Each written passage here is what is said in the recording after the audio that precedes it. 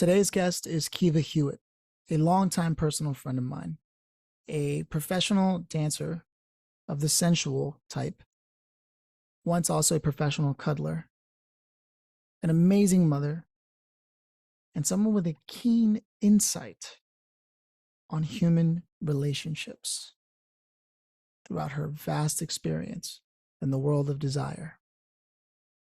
Now, we kick it off with discussions about AI and some of the things that are happening there where people are partnering up and just choosing to have an AI boyfriend or girlfriend. Go figure.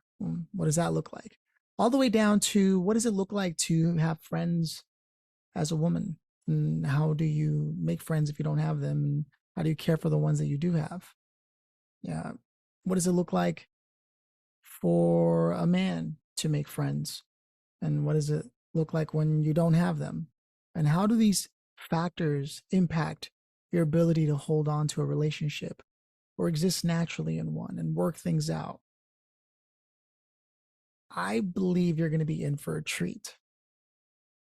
Now, I was working out the gear that I was going to be using for hosting these a long time ago. I left the gear I used to use for in-person interviews, but I've been getting back more into that bag. And I feel like I have a lot of fascinating conversations with people about everything under the sun that isn't necessarily targeted to business per se, but to the human things that we have to deal with on a regular basis. So I won't belabor the point anymore and bore you out of your mind, because the conversation that we had together between Kiva and I was far more interesting than my introduction. But without further ado, Kiva Hewitt. For me, I think one of the most interesting things is, I don't know if you heard, but, and I think we were going to get into this, like we're moving into a world where men are now starting to get into AI girlfriends. Okay, so it's not even a robot. It's literally an app that chats with them and just cares about them, right? Now, you happen to be a professional sensual dancer, right? You probably have an understanding of men that very few people do unless you're in the industry and have seen enough men to create data points to be like, I know exactly this kind of guy. Yeah. Right? So when you hear that that's where the world is moving, I'm not surprised, but thing about an AI girlfriend, well, no, maybe we need to, because AI is only what the data is that you put in it. So maybe I know exactly how to remedy this problem. But the problem with the AI girlfriend, and same thing is like a fuck doll or any of those things that are meant to replace a living, breathing woman, is because someone, and it's probably not the woman, has a hard time with real interaction and real care. Like they want to be cared for, but don't want to care back. Lots of narcissistic shit, you know? Yeah, I'm glad you brought that up, because there is this entire sect of men that believe, oh, you can't even go up and talk to a woman these days. But when you ask women, they're like, wow, no guys want to walk up and talk to you anymore. What happened to that? Where do you stand on that? And what do you think has contributed to this? Rampant insensitivity. Go on. Lots of no empathy. Social media being you only see what is on the surface, and you only have to interact so far in. You just make a quick little comment and then you feel better about yourself. And that's not just men or women, that's everyone right now. I think we're just not connecting. And it's been building to this point for a long time. Do you think social media has sort of exacerbated because it lets you feel like you're connecting with people? Is that what you're saying? Yeah. But you're not really? But you're not really. And you can manipulate your appearance? You can manipulate a lot. You can manipulate people's emotions very easily. You can manipulate what people think of you clearly, like your image. We know that, but that's that's not new. It's just that regular people have access to it now. Yeah. Where before it was all just celebrities and Are you politicians. talking about filters and things like that? Well, no, not just filters. I'm talking about the PR. Not everyone gets now. Present It's like yourself. yeah, it's everyone. Social media is like your personal PR. It's just what you want people to know. You Yeah. want people to see. But what's underneath the surface most of the time is not what's being presented. And then the times when where I found the times when when like people really are reaching out with emotion and like they have something very real going on, they don't know how to reach to regular people, to not regular, like real people in their face. So they go screaming on the internet, and that's actually gotten me answering those cries has actually got me into some.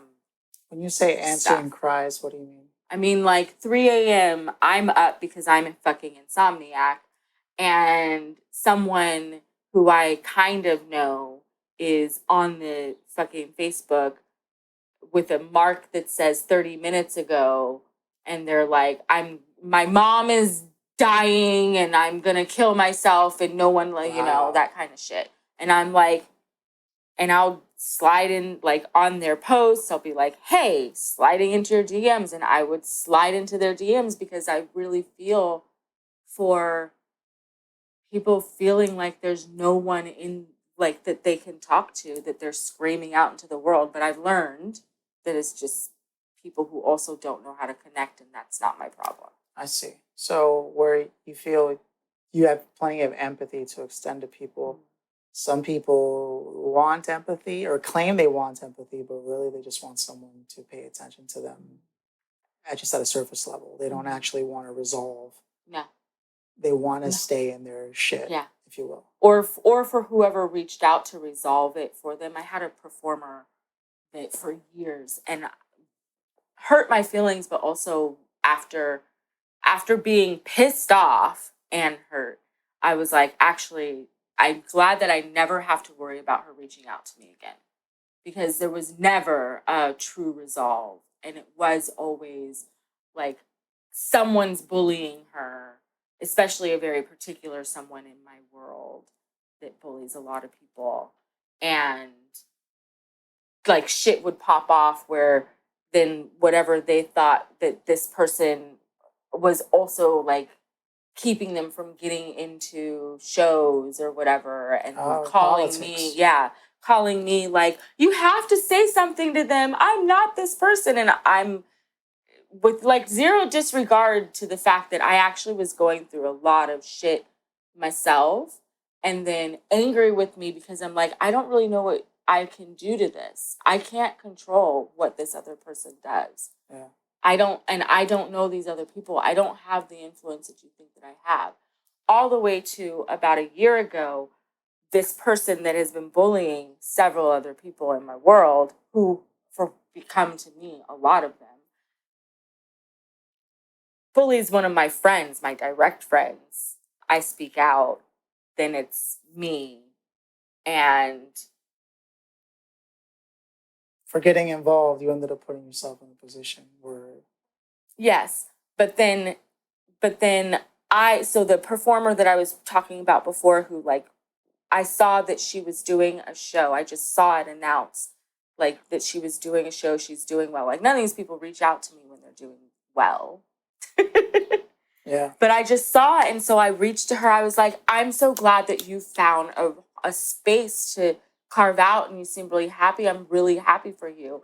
And she was like, I can't believe that you're even reaching out to me, basically. And went into this whole other thing where I don't know what happened in the midst of, but because that person who was bullying basically put a hit out on me. What? Like, did a whole video and all sorts of shit. And probably went back, it seems like went back and like talked to people. Yeah. And were like, I don't know, but this girl was also crazy. Like everyone who had interactions with her were like, she's crazy. I can't deal with her. I was the only one giving her the time of day. Okay, so let's, because now it Sorry. sounds, no.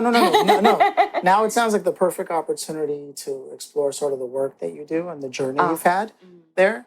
And just before we go there, I wanna wrap up the thread that we had started about like AI. the men turning to anything other than turning towards women and trying to resolve that. And it sounds like part of it is it's not just men with lack of empathy and whatever the case may be, but also the same, maybe inverted, but there's also a lack for some degree, not all, but some women who have also just closed themselves off or what. So I just want to wrap that thread up and just hear your final thoughts on before we move over into your career, right? Like I on digress. a lot. what are some things you think as you watch this entire situation take shape, what are some things that you think people should consider to put themselves in the best position to actually work against the fact that we may end up marrying an AI one day, both men and women, because women are finding it easy as well because you always have a pen pal, Right. And for women, communication could be a pretty big deal as long as you know you have that back and forth and they understand you. Whereas men, some are more shallow than others, and as long as they have something they can touch, then they feel, to some degree. And that's why a lot of sex toys, and I'm no shame, no shade on it. I get it. Times can be tough, right? But I want to hear your thoughts on what are some things you think, just because you're in this world and you have an understanding of sensuality and desires and what people do, and you're highly empathetic, you know. So I just want to hear some of your thoughts on maybe something people want to consider as that continues to drift further apart. And you can take your time with it. You can say what you think, not here's the solution, because that's not what I'm asking. This is going to sound really broad, but I think it is meant to be really broad. All the studies are real. The way that these sort of things are able to manipulate you, warp your thinking, make you addicted, dopamine addicted, losing sleep, all of those studies are real. You're not immune to them. You are not immune to the effects of this Algorithm. You are not immune to it. What you are seeing, you are still only seeing, no matter how, unless you are incredibly vigilant in broadening and making sure that you're not getting tracked, but like you're not immune to it. So whatever the studies are saying, flip it on yourself and know that you're being affected and act like that. Got it. So as long as you're aware that those same risks that make us subject to road rage or to love at first sight when we really don't know this person, those same things are now amplified and the risk is higher. And so don't go thinking you're hot stuff and that, oh, maybe for everybody else, but not for me. You're not the exception to the rule. You are not the exception. And at all of us just need to be mindful of that when we start using these tools. So don't fall into the illusion that this thing actually loves you when there's a corporate entity on the other side monetizing the information of what you love, what you're scared of. This is what you're getting at. Got it. I love that. No, you're right. That's the cautionary tale, right? So now let's go into sort of your career, just some background, okay? And just bear with me 1 second. Okay. So your career and background, right? Because when I first met you, because you're a creative, so you do you do poetry, you know what I mean? And I've seen how your involvement with music. I know your love for Prince in particular, right? So, but then there's I'm a disciple. But then there's professional dancing, right? So how does this all come together? Where does this journey start for you? Where did it start? Yeah.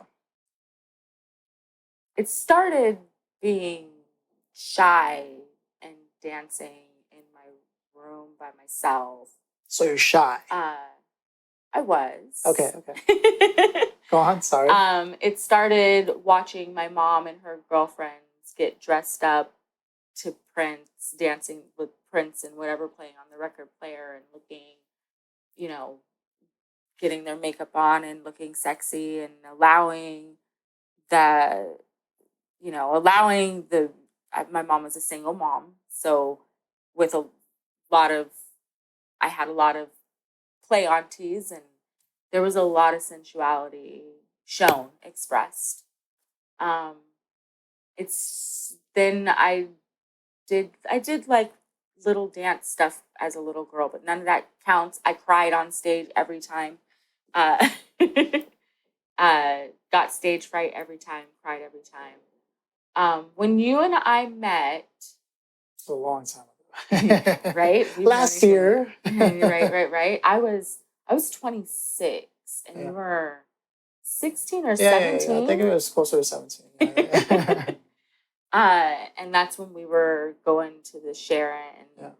And I did poetry. I don't really. It was an open mic. Yeah, it was an open mic. I don't really write anymore ever.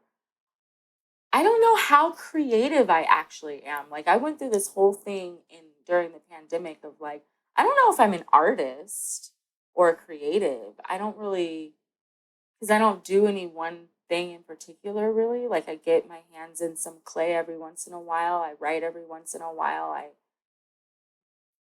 do several different type of dance. I've went through all sorts of different types of dance, although they've all been very sensually grounded. But like I guess the juncture I'm getting at is I'd be interested to know. So you were still learning who you were even at 26, but at some point this turned into a profession for you, right? Yeah. I mean, I started stripping. I started working in the strip clubs when I was 18. Got it. At a local nudie bar. I did a little bit of touring, but not much because I got pregnant with my oldest daughter at 19. And then I went back to the strip clubs after. And then I was in Polynesian dance. Oh. I was professional, competitive Polynesian dance. And belly dance as well. Not competitive, but belly dance and samba. Like I said, I kind of stayed in these genres of feminine, sensual movement, those things I like to say that were meant to entice gods and make babies. Yeah. And I've always just been really fascinated with sensuality and the way that we connect. And now I'm still just kind of flowing through what that is, what that career is, what the career is. I've worked as a professional cuddler. I heard about that in New York. Yeah. I have dabbled in almost every type of sexy work, at least dabbled in. I won't go into too much detail because it's not all legal. Necessary. But I've never done porn. Yeah.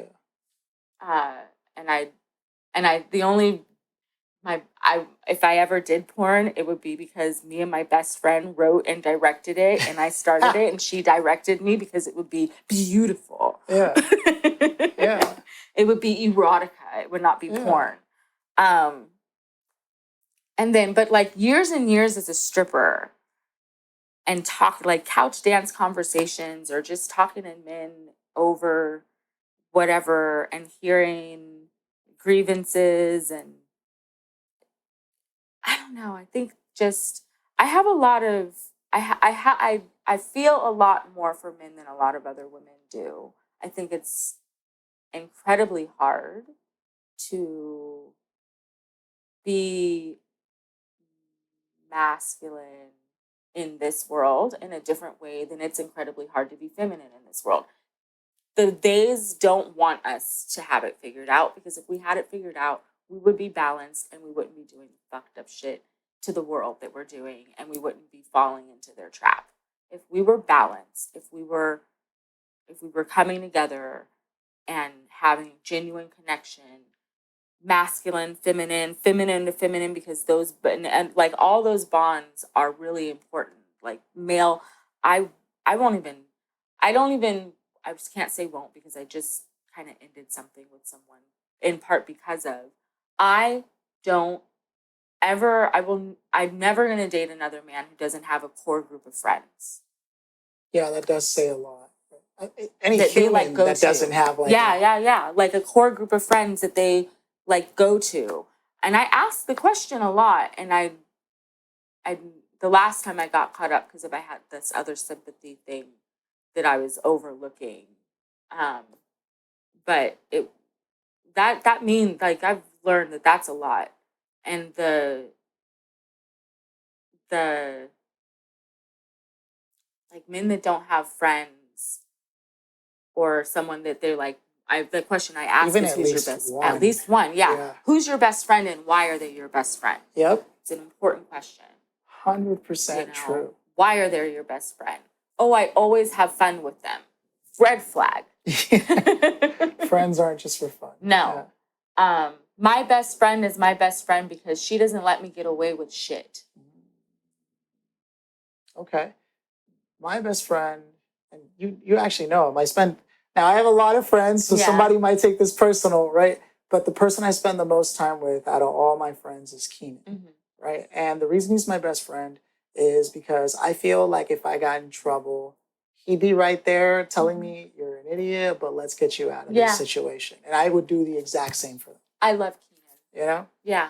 So I agree with you. Like, knowing why somebody, and it's not just like, oh, I can count on him whenever. That's also not how I want to portray it. But there should be some degree of accountability that your friends can hold you to, and that you're open to them holding you accountable for that, right? Like, so then when you have a circle of them, and I'm very fortunate to have a lot of amazing people in my life, such as yourself, and people call you out on shit, you're like, great, like you said, right? Yeah. So when you meet someone who doesn't keep a circle of friends like that, and they're mostly alone, and there's nothing wrong with being alone, right? But not having anybody, and by choice, like, that's crazy. There's something happening there, some work you got to do yourself. I get it. People aren't perfect, right?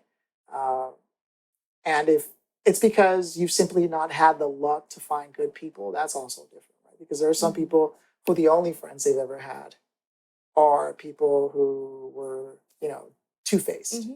Yeah.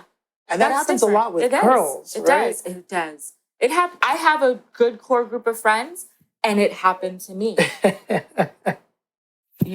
And by trying to expand my core group of friends, it happened to me.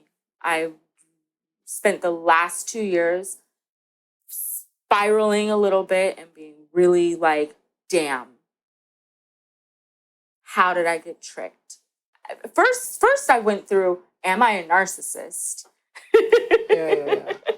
I still go through that a little bit. I mean, if you ask yourself that question, there's a chance you're not. That's what they say, but like, just like people who are like, am I an idiot? You probably aren't, because you have the wherewithal to even ask yourself. Yeah, to ask yourself that. Like, if you're asking it in earnest. Yes, right?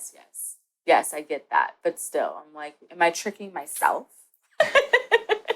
Yeah. I would think with all the, quick informational squares out there, that it would be really easy, a lot easier for narcissists and people with not good intentions to mask them even more, because now they're aware of what's showing to people. It scares me a little. It's interesting, and maybe I can lean on you for the feminine energy part of this question, and I'll share my own insights on the masculine, as far as I understand, of like, how does one tell when someone is that, right? What's the dead giveaway, right? So what does a woman who is narcissistic look like, if you had to take a guess, right? And I'll share mine first so you can gear up to that. So what does a man look like when he's narcissistic? So the interesting thing about guys, right, is if they're all hanging out, they may cut each other down. And then when the guy goes away, goes, I fucking love that guy. You know what I mean?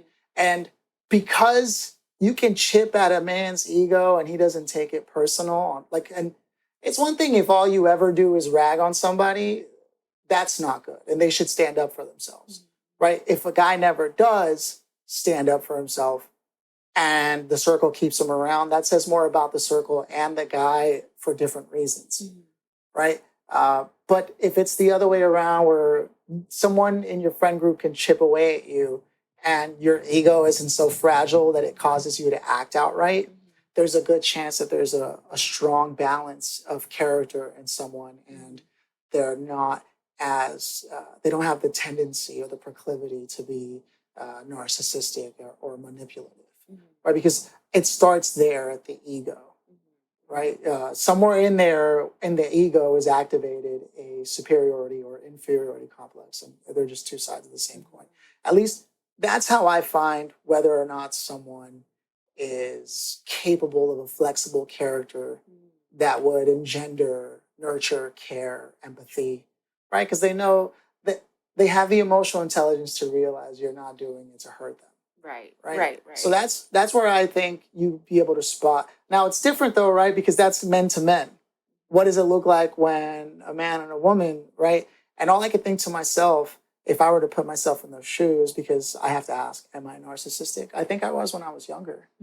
But it was, I think, more about the idea of me just not having enough experience. Young people in particular tend to think they know everything and are invincible, right? Then life punches you in the mouth enough times and you start to humble out a little bit. But if I had to take a guess, because I'm not going to say that I know, I'm not a clinical psychologist or anything, right? But if I had to take a guess when it comes to man and woman, I think where one might be able to see the signs, the flags of like this person doesn't care about you and only cares about themselves and is only trying to get something.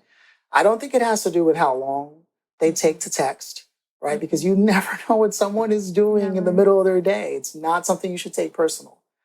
But I do think it has a lot to do with how they come back to you after not texting, right? Because someone, and the problem is that likely the narcissistic person is worried about, oh, am I being too nice? I got to make sure I have this game of like, I do think there is a dance to sensuality and attraction, especially when you're meeting somebody new. You don't want to push over, you don't want to asshole. But also, it should be built into your character, not a game that you're playing. Meaning, there should be no frills. Now, maybe I don't have any game, and that's why that's my position on it. That's what I'm going to say just to make it easy. But I do think that if someone is spending 90% of their time, if a man is spending 90% of his time when he's talking to a woman, trying to guess what move he should make next, that's narcissism. As opposed to just taking what's happening and saying, look, I'm going to be honest with you. This is where I'm at right now. Who could hate someone like that? And then if the attraction isn't there, then it's going to be obvious because you're keeping it real, right? But when you have to be somebody that you're not 90% of the time, and it's this game that you're trying to cultivate, that's manipulation. It's manipulation. Right? So that's what it looks like on my side for the masculine, let's say. What does it look like on the feminine? I do want to, like, narcissism, I am not clinical anything. But so my understanding of narcissism is like this combination of not being able to take any kind of criticism, no, so zero self-reflection, zero accountability, lots of manipulation, whether they're aware of it or not. Though I don't think that they're always aware that they're manipulating, and never giving back. Can you go deeper on that? So the way that it looks between women, and again, I think I just had my first true, like, narcissistic thing with a woman. Other than I have a sister that we're all pretty sure she's either a narcissist or she's borderline. I think I you've didn't met mean to this laugh sister. her. I'm sorry. Have It's you just the met way you said it. You've met this sister, I think, even. No, you haven't met that one, I don't think. Maybe you have. But she's, she is never, ever going outside of herself for anyone else. And that's like selfishness. I don't know if it's narcissism, like I that, think like ever. I think they're like linked. cousins of the same. Yeah, but like someone can be selfish and that doesn't make them a narcissist. I hate the narcissist term because there are lots of times that people are describing that people as being a narcissist, and it's like, no, it just sounds like they're selfish. And sometimes people are only going to be selfish with you, but the other people that in their life they're not selfish with. I think that's like the worst, especially if it's family. Yeah. But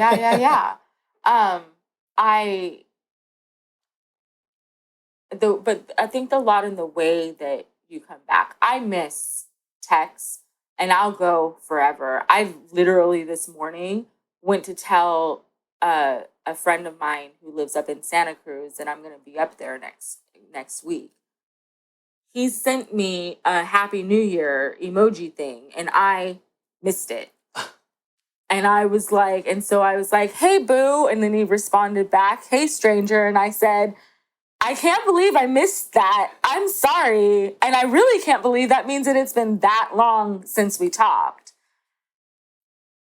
I don't know if that was me manipulating. I didn't say sorry. Maybe like right now I don't. Like right now it is. It's for the New Year. Like I've often said, like holiday stuff. There's a gazillion people messaging you. You're bound to miss it, especially if you're trying to like enjoy the moment that's in front of you. Yeah. And then you might not scroll back. But maybe I should apologize as well. Say sorry. I'm sorry because I am. I think this person is a really lovely human being, and I don't.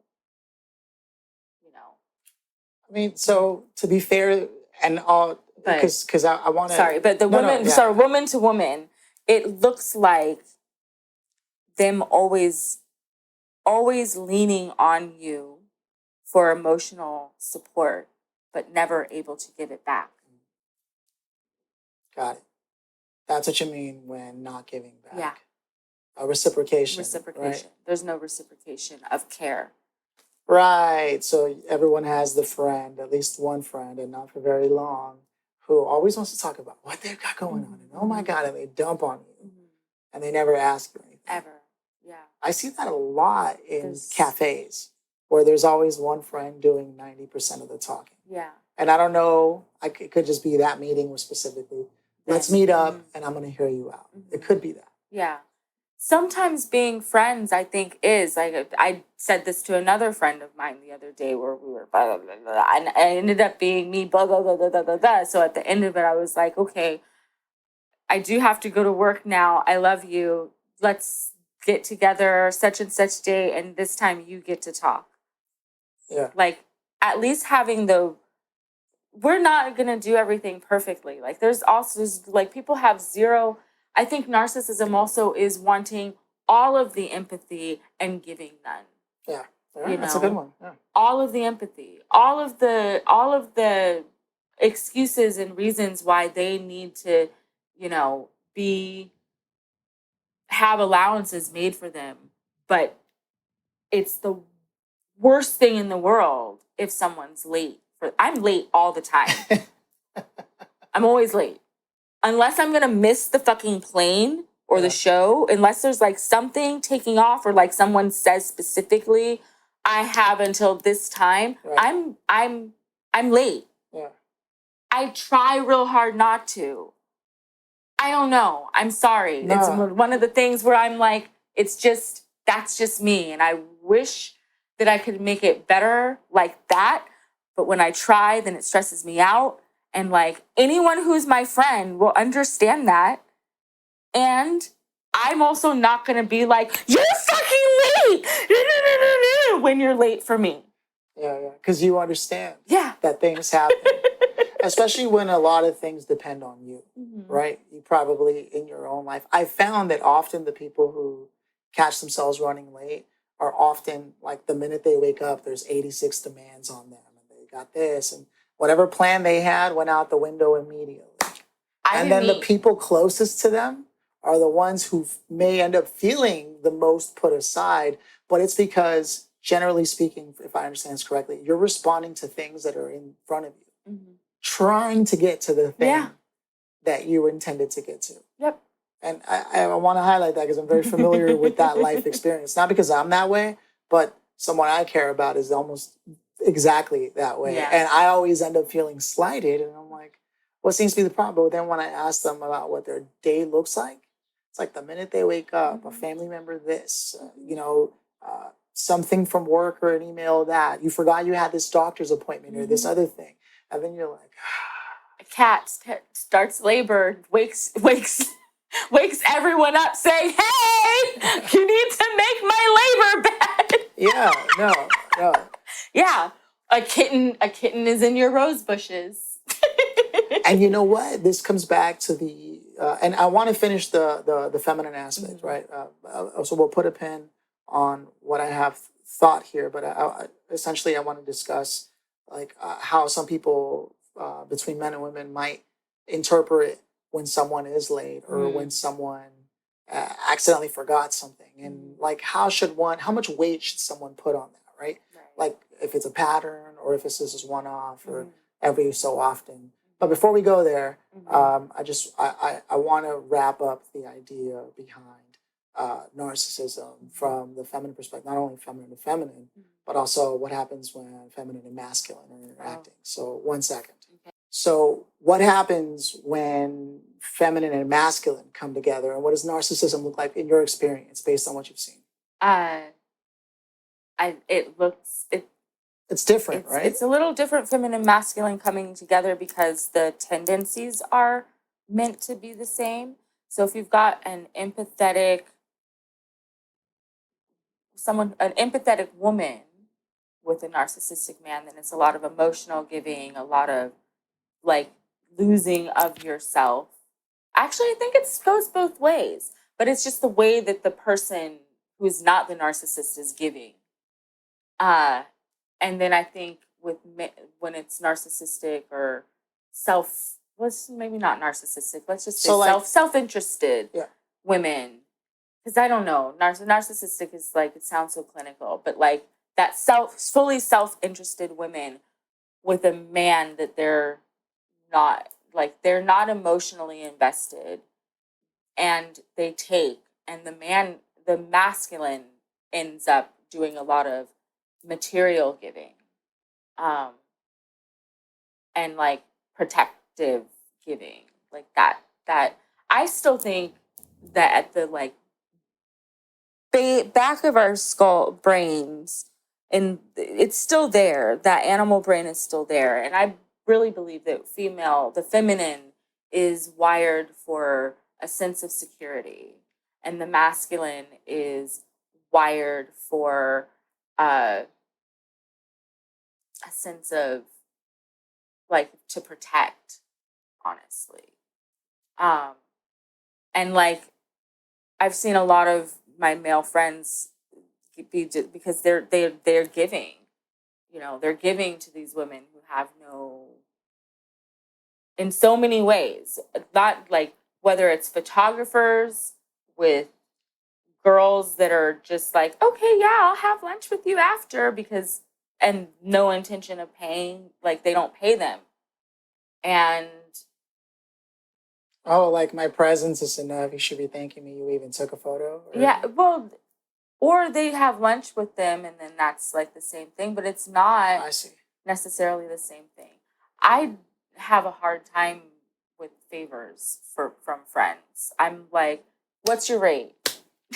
Only because you would expect to be treated the same way. Like you don't want one thing shouldn't have anything to do with the other, is what you're saying. Maybe. I also have a hard time telling my rate to friends. I see.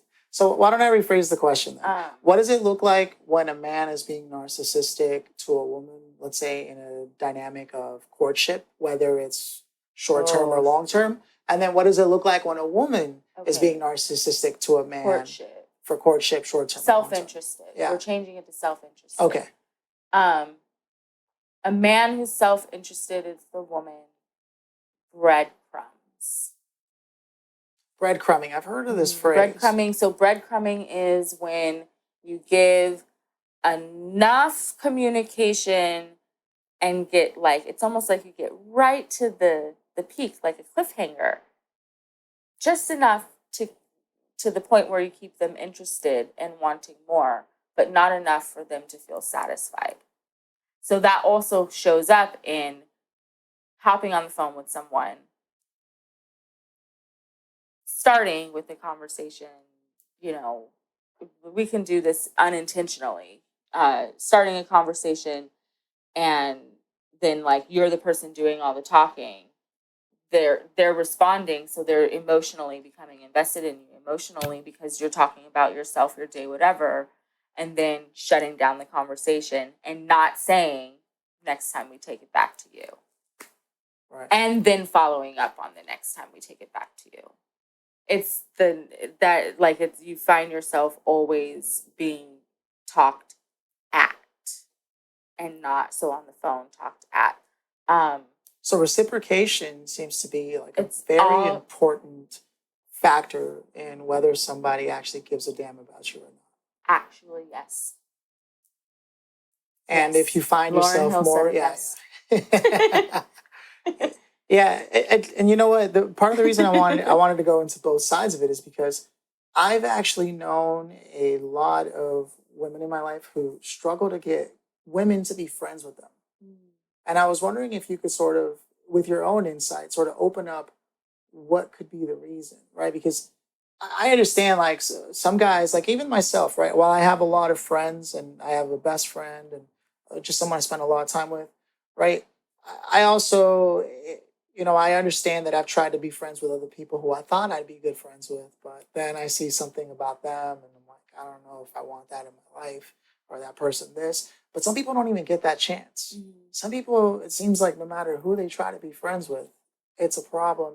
It may not even be them. They just don't, they're shy, right? They're not gregarious or outgoing, but they care deeply about people, but they don't ever get the chance. And then when they do, it's always manipulative. But so Self-interested people spot those people and they go, "Oh, you need a friend, right? Come here and let me suck you dry." Right. And so when I think back to what you told me about your life, where you were a shy person, and then you stepped all the way into the other, which is clearly an adaptation in life. It's probably a homebody like nobody's business when you can.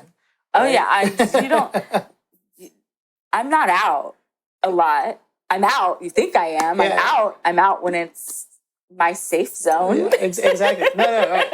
And so as I'm putting this together, because there's a book by someone named Susan Cain called Quiet, where she sort of tries to give strategies for people who are more introverted, let's say, right? Because I don't think it's either or. I think it's to what degree. So for those who are leaning more towards the introversion, they say show up early so you can put your energy in the space, those kinds of things. So when other people arrive, you are here first. Yes. Kind of situation, right? So do you have any adaptations you could share with people who struggle to make friends, in particular for women who struggle to make friends with other women? Some things they can contemplate, not the answer, but things to consider.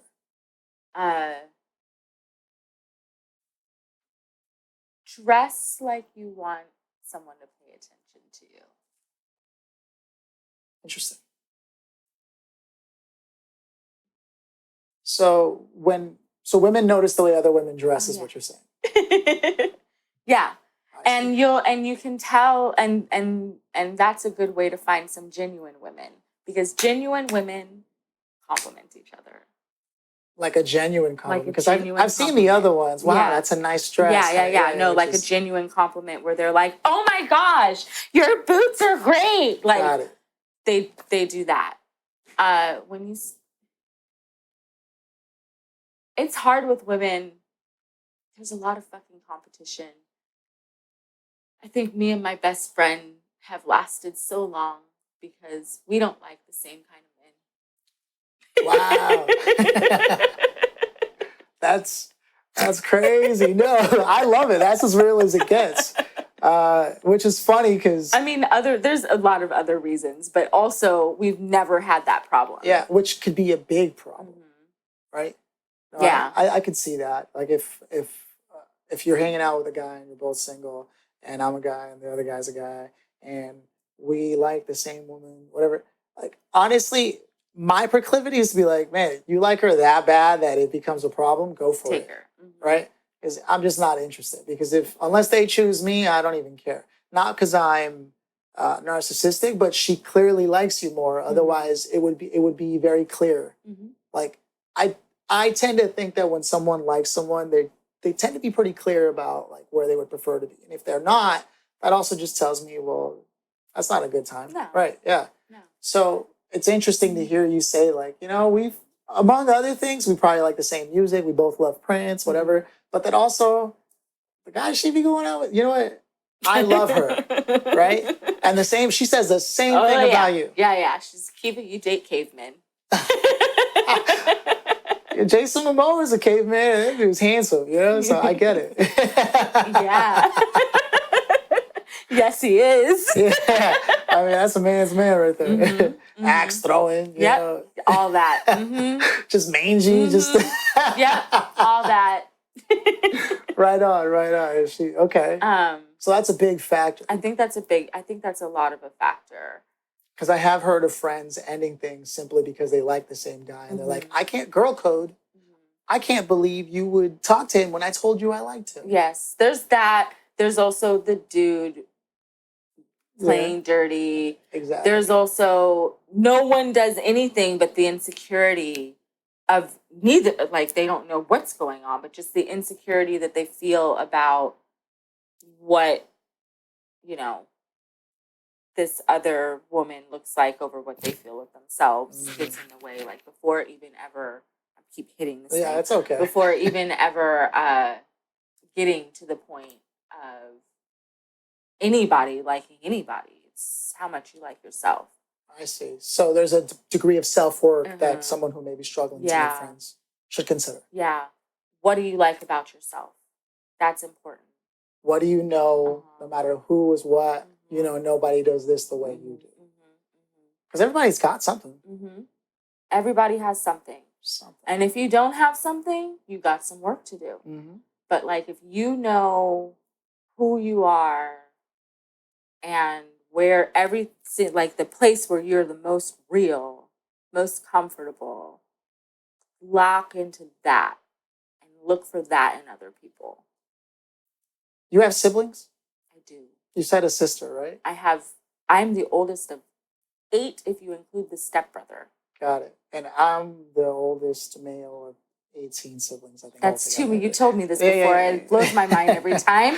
It's too many fucking kids. There's a reason why I asked this, though, right? Because what I want to share also is, like, if a guy is having trouble making friends with guys in general, because this was a topic you brought up, how that could be a flag or whatever, I would suggest to the guy, like, number one, pay attention to whether you're paying attention to how much someone is talking. Are you doing all the talking? Mm-hmm. Are you being clueless about the environment? Sometimes I'm on the phone with a client and I can just tell they're a single child because nobody's ever told them to shut the fuck up. Another red flag, never, ever, ever dating another single child. Only child. Never dating. I can't do it. I can see the comments now. I'm a single child. I'm sorry. Can't do it. You don't know what I know. And I can't. I'm too old to teach you. There's definitely some self-awareness that happens when you have siblings. Oh, yeah, because they'll let you know. Yeah. And you can always tell who's the baby and who's the oldest also because there are qualities. And then who's in the middle. Mm-hmm. And the middle child always gets the short end of the damn stick. And they always have the most responsibilities for no reason. Are you the old? You're the oldest, and that is not true. I fully get the short end of the stick, and I have all the responsibility. Oof. Father, I'm very clear that with my dad that I am not talking with him until he apologizes to me for something that he did over a year ago. But he's still trying to talk to me about being the person to be the executor of his estate. And I'm like, that sounds like a lot of work. And that sounds like that sister is going to come after me. And I don't want that. Over that. Oh, and you still haven't apologized. And that's all I want. And then we can talk. Yeah. That's funny. That's funny. Yep. Wow. And you still haven't apologized.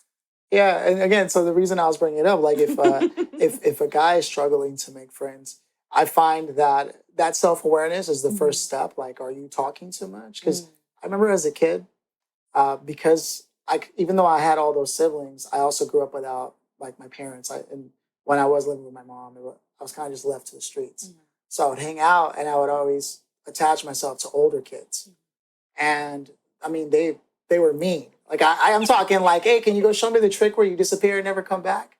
You know, or I'll go like mean shit, right? So as a kid, like when I'm sitting there like 8 years old, 9 years old, thinking I'm hanging out with this cool kid who gave me a Green Day CD, and I'm like, what's Green Day? You know, and then they do that. I was like, oh, Trauma. yeah. And then I grew up with my cousins, which then drastically also changed how I saw dynamics because they're gregarious people. The Castellanos family side of my family is very outgoing, and so, but there's also a lot of egos. And so little by little, I had my own ego shaped and chipped over hanging out with them, right? So if you haven't spent enough time making mistakes in what you say to people, like you've got to be able to know that if you have the intention of talking to someone, it might be rejected, right? It might not be received well. And that's okay as long as you're prepared to learn from it and in advance. And if you're doing that and you're showing that growth, any man is going to acknowledge someone who's showing growth in character development, unless they're narcissistic and not a good person.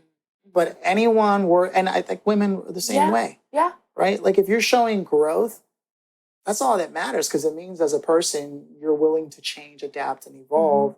And that's a pretty green flag right there. Right? Yeah. So I would say that the most practical thing, say it wrong, but also present it like I could be batshit crazy about what I'm about to say.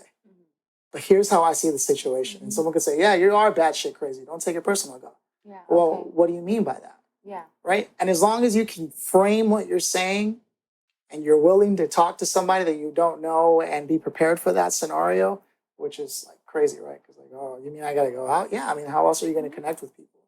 But I feel like that I'm trying to say it as logical as possible for a masculine person to sit there and go, okay, but it sounds like it works for either side, right? Yeah. Yeah, it does. It's my favorite people are continuously always there, are they ask as many questions as statements that they make. Right. It's not unevenly distributed. And any uneven distribution, we've talked a lot about balance here, right? Tends to show a lack of growth somewhere, right? Interesting. So if I were to recap so far what we've been talking about, there's a degree of reciprocation that's super important to all relationships and to spotting malicious intent, right? Now, it's a hypothesis. You have to investigate it in order to confirm it. But also, if the confirmation is clear and you don't even have to ask, and you're like, wow, this is clearly one-sided, so it's safe to say it's not a good place to be, not a good person to be talking to.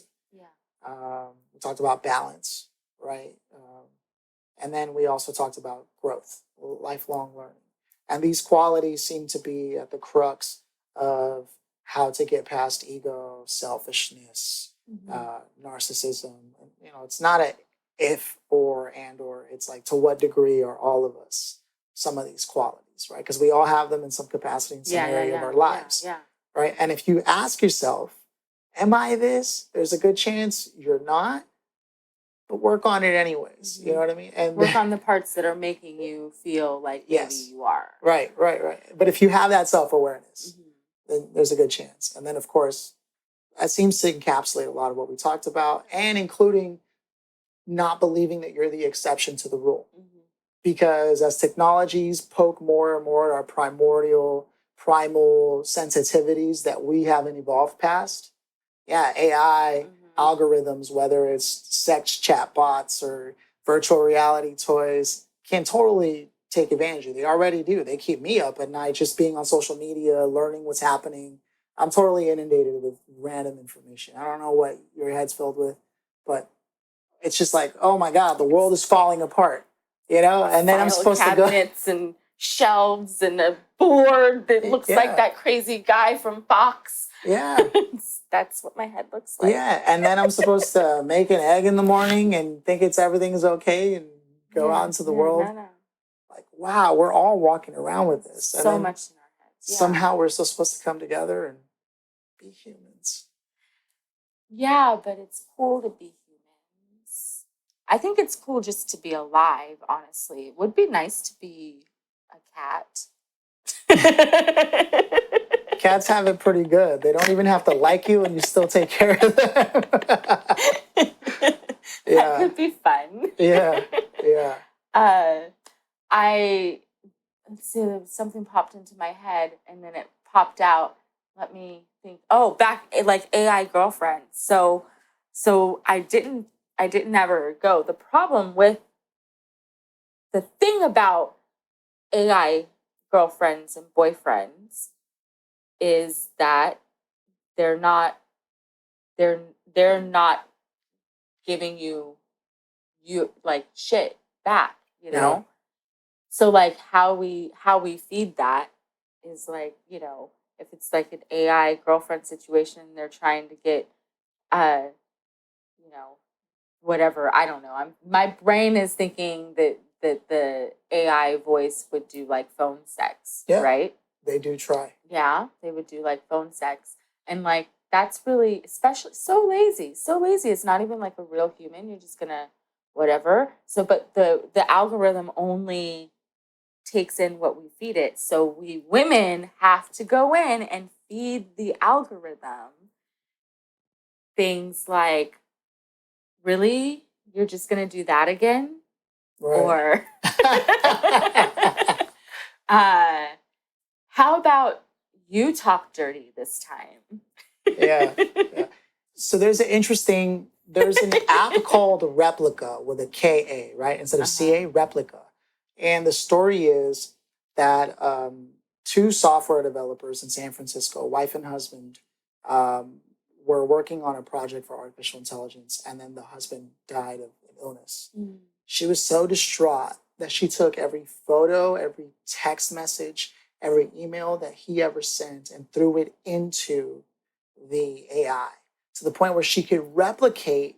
Wasn't that a Black Mirror episode? So this was an actual company, right? But she did all this so that she could then chat with the AI and it would respond just like her husband would have.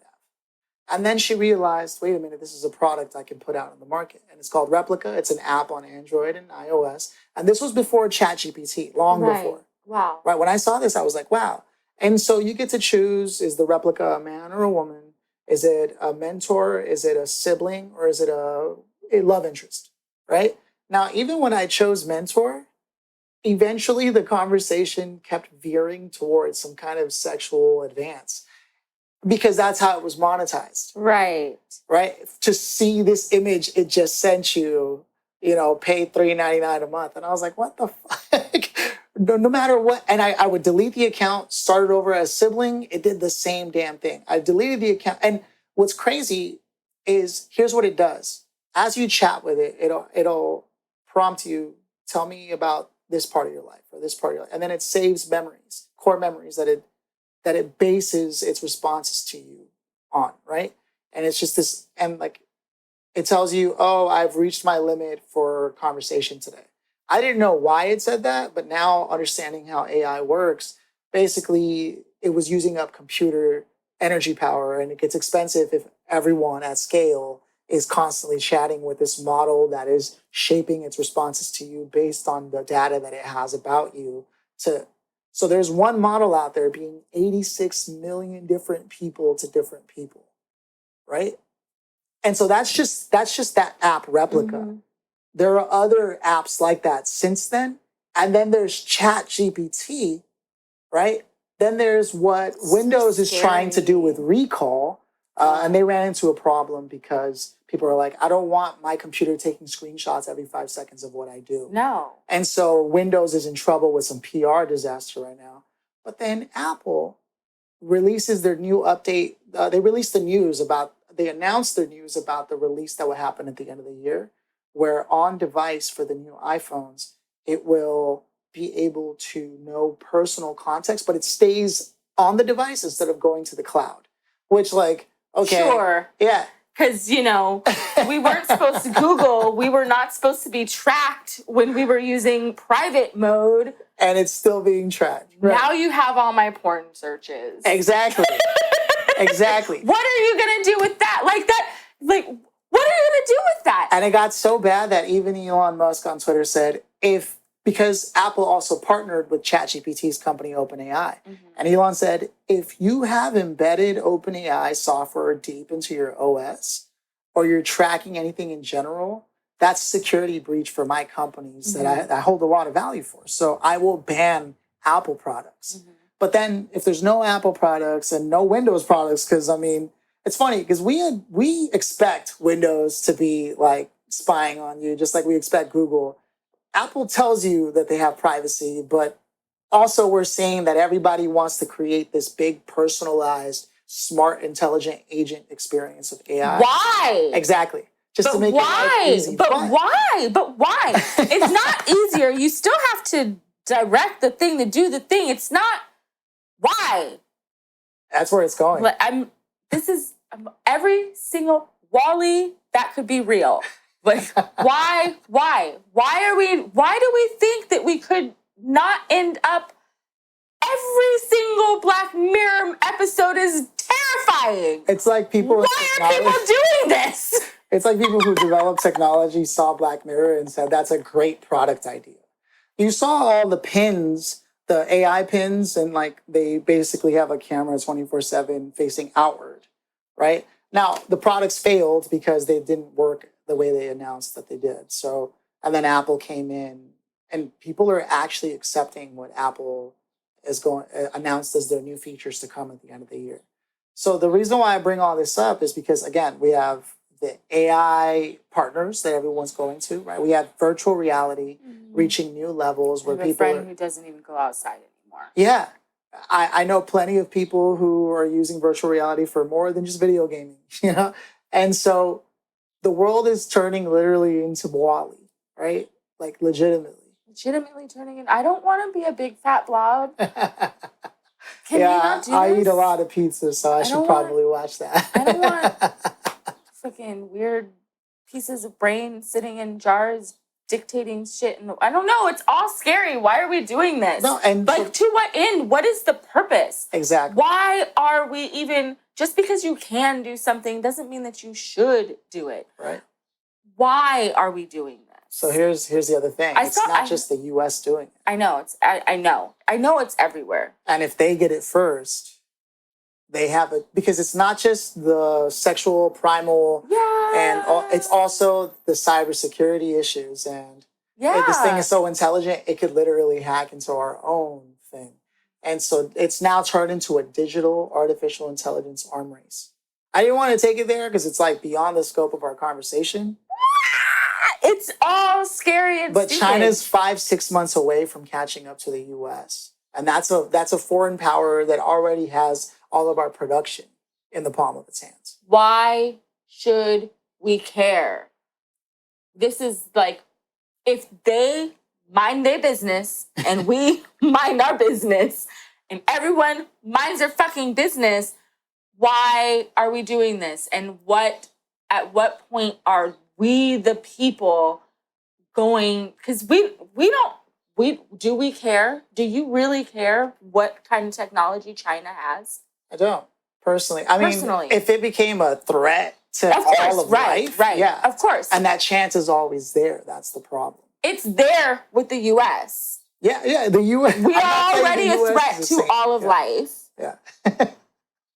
Humanity in general never minds their own damn business. You know this. So believe me when I say that life would be better if everybody just minded their own business, worked on self-development, and was reciprocating things in life for the people around them. But we all know that's not how the world works. No. It's quite the opposite. So when someone is these qualities that we've outlined in our conversation, it's a good person. And the reason why I wanted to bring you here is because the work that you do does work at a very primal level for people. Mm-hmm. So you have intimate nature and understanding we have an intimate understanding of the nature of that primal desire. Mm-hmm. And so then when you think of what algorithms are doing, Mm-hmm. right? They're like 10xing that ability to recognize the loss of control in someone else. You know what's even scarier about it is the line of work that I do. One of my favorite gigs are foot party gigs. I am fascinated. Foot party gigs? Yeah. Like like foot fetish? Yeah. Okay. I'm fascinated. Fetishes fascinate me, but especially foot fetishes. I have a golden unicorn that I'm searching for in the foot fetish world. It's total sidebar, but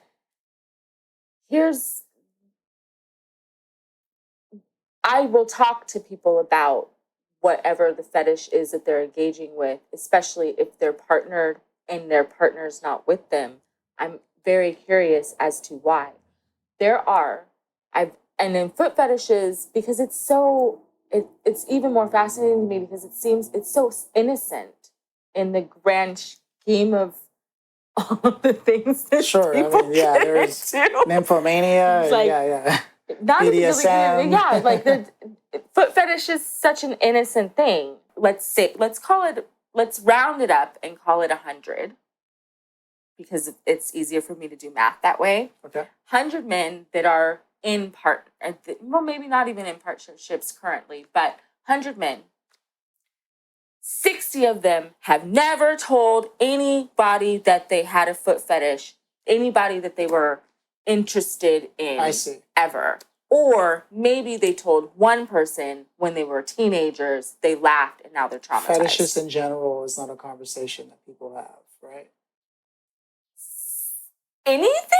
I guess. I mean, I tell people I love tacos, right? Like, I love pizza. I love cheese. Like, not like stinky cheese, but like, fuck, if there's cheese on the table, I'll have a little bit of cheese. Like somebody loves chocolate. Mm-hmm. But then you get into the more, and maybe it's because of how sex is viewed in the U.S. in general, like where everybody's in on it, but everyone also doesn't admit that they like sex. Because it's very powerful. As opposed to Europeans. Yes. Which tend to be more, free and everybody has sex. Yeah.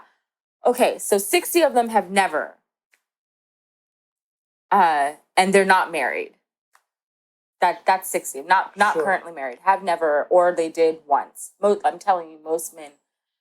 Only of those 100 men, I can say that only like 10 have actually had partners that engaged with them in their fetish. Wow. I mean, it's going to be a tough call for some. I mean, feet is innocent, right? That's what I'm saying. Yeah. It's not like you're going, in fact, I want you to shit girl on could, me. show you her feet. I'm also, newsflash, who the fuck doesn't want their foot rubbed? There are some people who don't want anyone near their feet. So, I don't know why. Even more interesting, how the fuck do you have a foot fetish and you're married to someone who doesn't like their feet touched? How did that happen? Okay, that happens. How did you let that happen?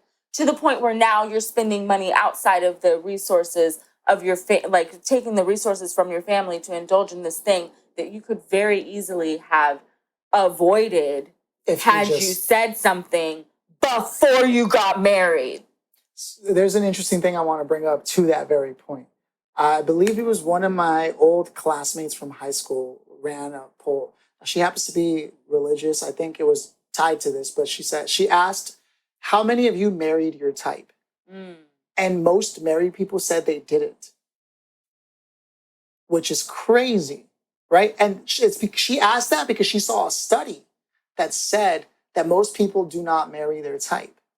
Like, for example, what I find crazy is I've never gone out with this girl that I have a type. Do you remember the song Torn with Natalie Imbruglia? Mm-hmm. Right? The short hair with the laid back attire, but could also be fashionable with the leather jacket or what have you. Right? Now, her race doesn't matter. She could be any race. It's the aesthetic that she's going for, right? Mm-hmm. For me, I go crazy for that shit. I don't know why. Like the cool girl, like the fucking, with the leather jacket and like the stylish lob or whatever. I've never in my life dated that girl. That's your insecurity. What is she? I haven't even come across her. No. And when I usually do, she's like, going out with some like 8-foot guy, like, whatever. But Or now way maybe too old for you. Yeah. This is true.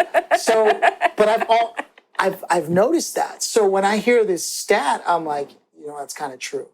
Mm-hmm. You know what I mean? That's kind of true. Because it could even be and I should know her name. But there are plenty of actresses from all kinds of backgrounds, ethnicities that have that can pull off that aesthetic, and I'm like, wow, right? But they also have nothing in common with me when they have that aesthetic, like 0%. They're like interested in like travel to this place, or they're always going to. People who have that haircut travel the world. So or they're a hair designer themselves. Okay. Right? That's what I found. But that's like, for example, Jason Momoa types, right? Like the caveman, right? Like you likely have dated them, like, right? But like there's a chance. Statistically speaking, there's a chance you may end up with the complete opposite type. Yeah. I think that speaks to this. People are settling. Yeah. And not being honest and just going, oh, well, they're being nice to me, so I'll take it. This is also in the strip clubs, overwhelmingly, dudes are just with girls because they're not necessarily because they're attracted all the time, but just because they're nice to them.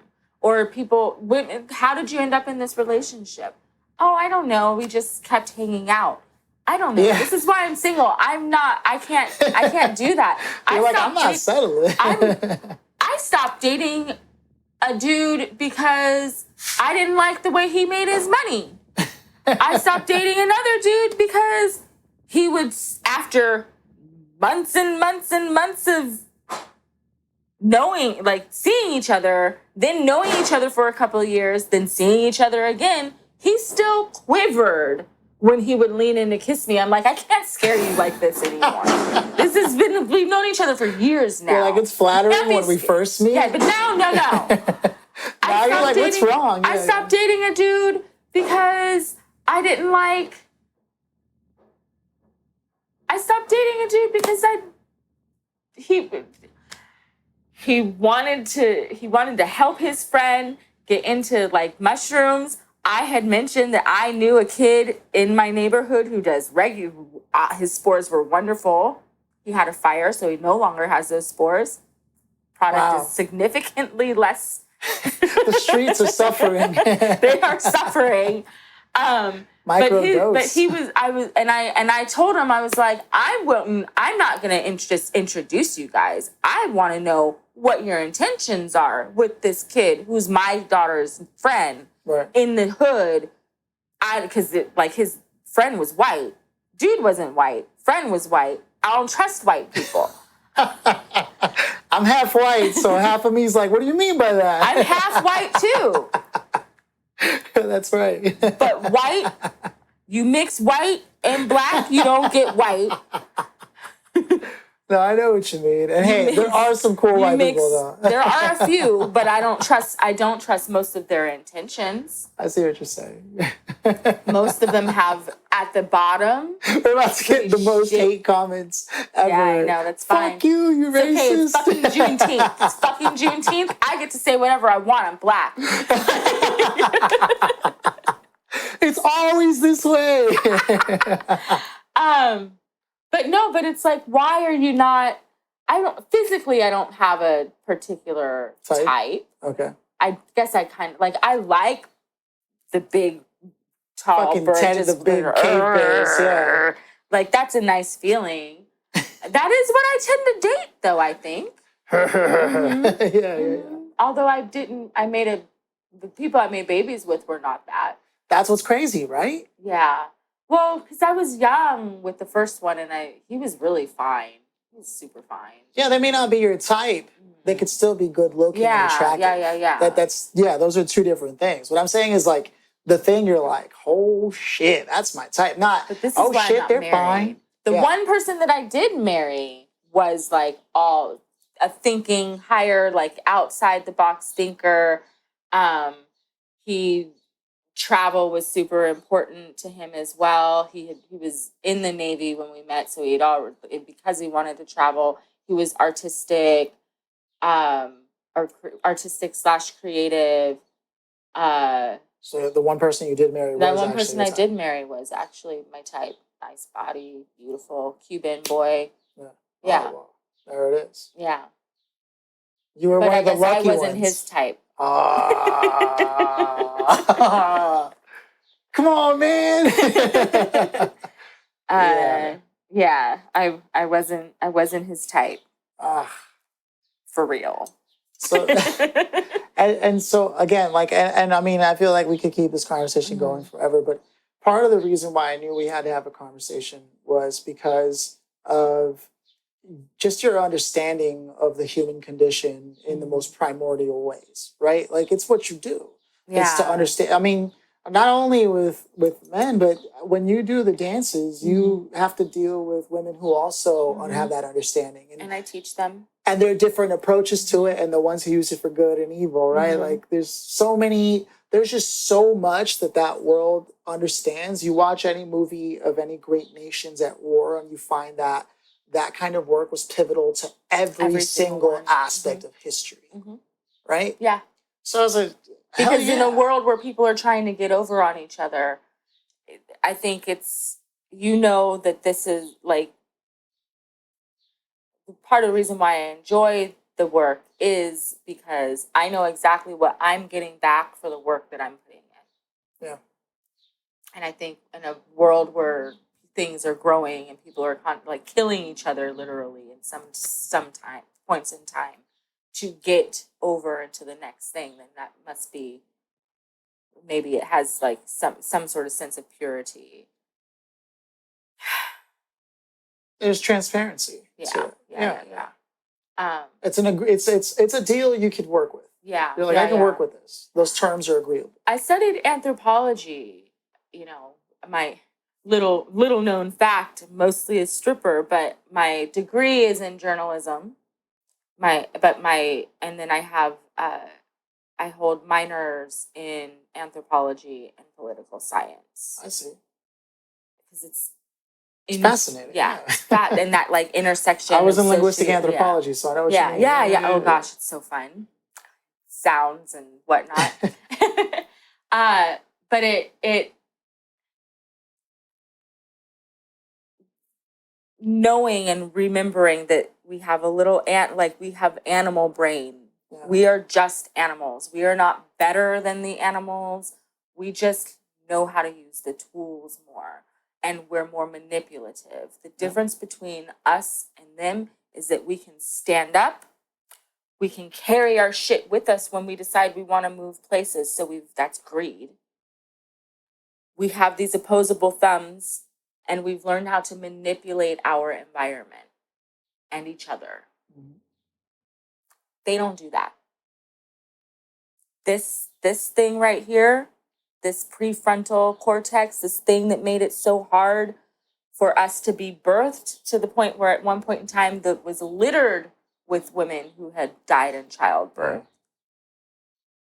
I was reading this book that's fascinating that has this whole other theory around the size of the pelvis and the frontal cortex, and why women and it's like the theory is that this is why women emotionally mature faster than men do, is because the gene for a wider hip pelvis accompanied a larger brain in order to pass them through. So there's a bottleneck theory of like, this is this, and then there's something happens that squeezes the population, and only the ones that make it through that bottleneck get to go out and procreate. And so the bottleneck of this is that the women passed through it before the males did.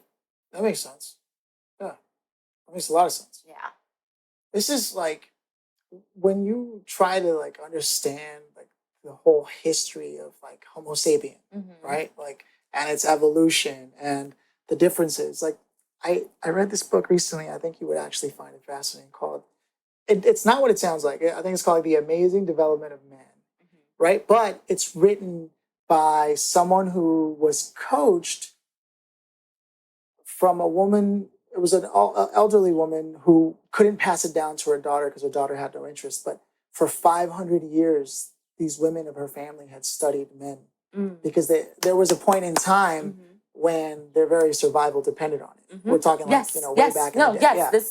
This is part of it.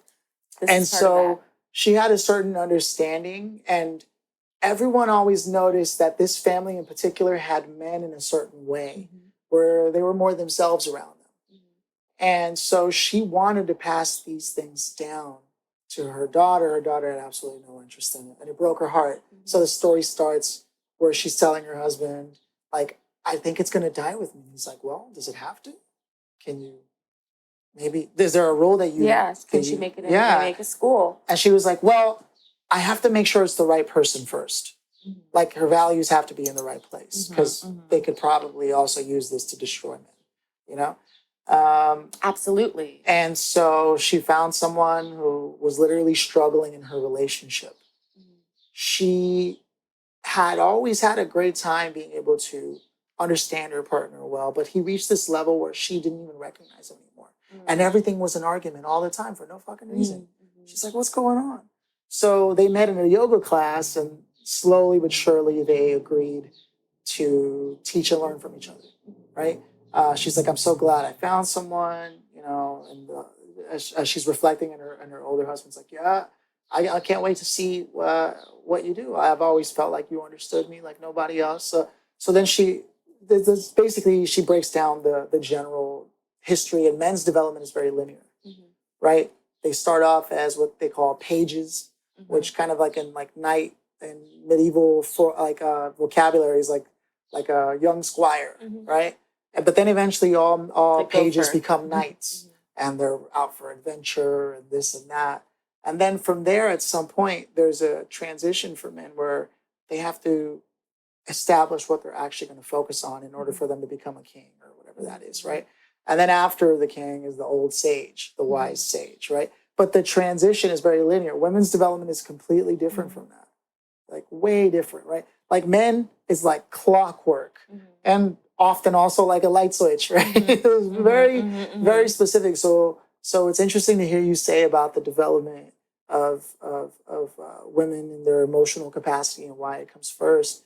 And I think it's interesting because it's true. Like, men's entire outlook in life is like, what can I build? They're like running, racing, like especially young boys are just so much energy and like not a lot of sense. None. by design though, because still same thing, same theory. The not having any sense and lacking that fear, like that's hormonal. Yeah. And you guys don't get that until later in life. Well, the more punches we take. And also it's helpful in that the rest of this theory is also has to do with why we it leads up to why most dates are dinner, like a dinner date. Interesting. Because men don't lose iron the way that women do. Right. I've heard of this. From our periods. That's why the prenatals are so important, things like that. Yeah. Every month we bleed and we lose iron. Unless you get cut, you're not losing iron. Iron is so important. We have to have it for it to get oxygen to feed our big giant brain. And since women are constantly leaking iron, for whatever reason, at least from like 10 years old, 11 years old, right? It's getting younger now. Yeah, it tends to be getting younger. But unlike any other mammal, really, I think there's only two other mammals that bleed the way that we do, which is dangerous as shit when you're got those big predators and you're not here, right? Yeah. Dangerous as shit. So we needed protection and we needed a new source of iron. So for men and boys of a certain age, up until their like 30s, which is where we start saying the joke is that men don't start getting any kind of sense till they're 35.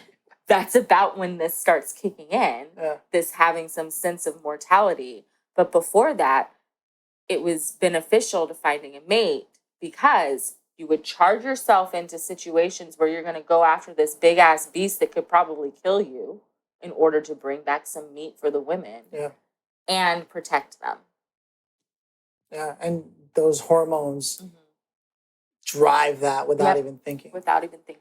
Yeah, because like you said, your thinking doesn't kick in. Most men's thinking. Like, I've always considered myself a thinking person, but I do find that I am far more wiser and more trepidatious and careful now than I was when I was like 20 and what have you. And I thought that I was a thinking person even then. You were. And, you know, there's degrees of it. There's definitely degrees of it. But I thought I was who I am now then. And I was not. Not even by a mile. Right. You know what I mean? So I do think there's something to that. Now, I don't have the scientific data or the paper studies, the academic review for that. But also, some of these things are pretty apparent because they've been reproduced. And if the scientific method is anything to go about, reproduction of an environment, a state, a chemical reaction tends to show evidence, right? It tends to act as evidence. So, therefore, yeah, men don't really get sense until then. Nope. And what's crazy is at that time, like I'm 35 now, right? So at that time is also the time when men are most prone to depression because now they have no idea who they are because the hormones are starting to shift. You're not filled with all the stuff you were filled with before. That just says, go, go, go. I'm like, I'm all right. I'm okay. Yeah. I'm a man. And what's crazy is what does that say for people who like become successful really young, right? Like that's why you see the tragedies that you see because there's this sense of person and self that doesn't even open up until later at all, right? Look at how many people who were 27 when they left us, right? It's 27 is a crazy, astrologically, 27 is a crazy year. I've heard of this. Saturn so there's return. Like levels. Yeah. The Saturn return, which is Saturn is the discipline. And it doesn't happen again until like 40, 50, something like that. Yeah, about every 27 years.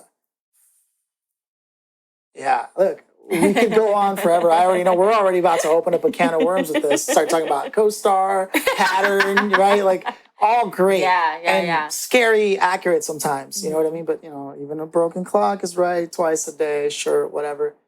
Point is, I can't thank you enough for stopping by and opening up, not only about like your journey, right? Because I feel like it lends a lot of weight to like how you understand and view things, especially in the dynamics of human dynamics, right? And their relationships, whether it's friendships or romantic interests, right? So I'm grateful that you stopped by to do that. I always knew, because we always have great conversations. Yes, right? we do. So I want to be able to chop this up and put it out there and have people go, you know, and give their own 2 cents. You know what I mean? I feel like this discussion needs to be had of human dynamics as AI continues to, as you know, completely drift us further apart. So scary. If you feel like you can't tell your friend something good that happened, they're not your friend. If you are scared to open up about something, like you think you might not ever open up about this thing with this person, they're probably not the person for you. I'm not sure if it's time yet, or I really want to, but I'm not sure. If you know that you won't ever, or if when you do, they blow up, it's just they're not the person for you. Right. Like if you can't address something and know that the relationship is stronger than the thing you're about to address, that's not a good sign. It's not a good sign. Either their development or the relationship as a whole, or both. Yeah. Right? Yeah. I love that. And it's... What else you want to leave them with? I don't know. Is there anything you want to tell them about what you're doing? I'll probably try to turn this around ASAP. So something in the near future, 30 days or so. I mean, I'm always performing somewhere. I will be in Scotland doing Edinburgh Fringe, August 19th through the 25th. I have a podcast. I told you. Finally started that podcast with the bazillion name choices, we finally just settled on the Kiki and Kiva show. Why not? And you can find us on all. It's only listening. You can't look at us because we don't want to have to look pretty all the time. It's a lot of effort. It is a lot of effort. It takes and then you got to lot. set up the cameras. Yeah, set up cameras, and you got to actually we got to look our best. And we are both Leo rising, so we definitely want to look our best. I'm Libra rising. So that's why you like that's why you like the aesthetic. Like you're like, ooh, that looks cool. Yeah. Like beauty. I started, again, I don't ever know what I'm doing. I'm just doing a bunch of little things. The Kiki and Kiva show. Yes, Kiki and Kiva show. On wherever we're on Apple, Spotify, wherever the things are. But you can't look at us. I also started doing, like I have an Instagram called Falling at 40 that I sometimes post on, but in that link, in the bio, there's a link to a form that's called This Is Why I'm Single.